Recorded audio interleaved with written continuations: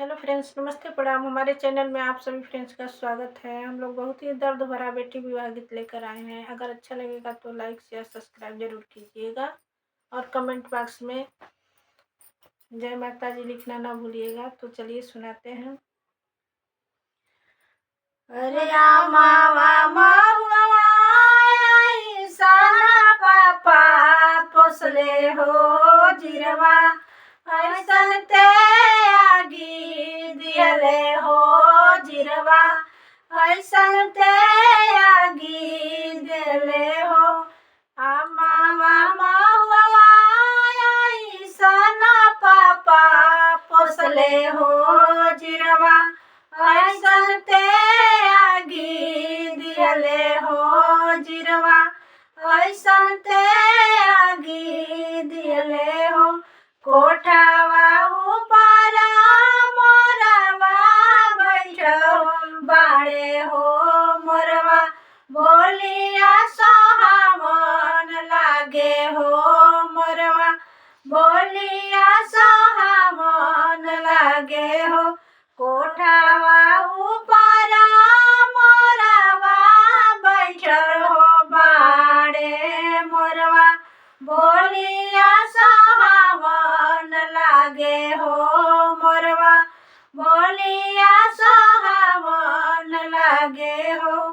आजू के रतिया पापा जागल रहिया हो, आजू रतिया चरवाई है हो, आजू रतिया चरवाई है हो।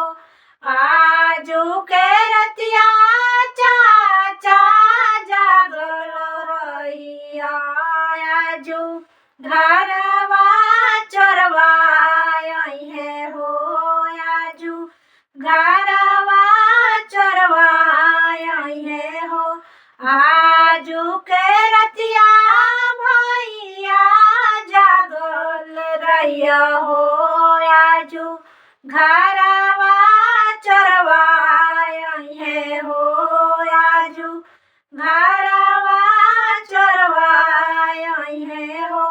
धन दौलतिया सब छोड़ी दिहे हो सुंदर, धियावा चराइली है हो सुंदर, धियावा चराइली है हो।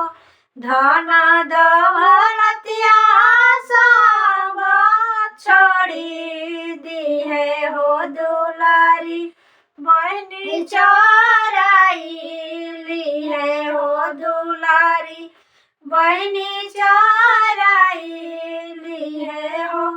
धन दौलतिया बेटी लक्ष्मी हवे हो बेटी, धन पाराया होला हो बेटी, धन पाराया होला हो।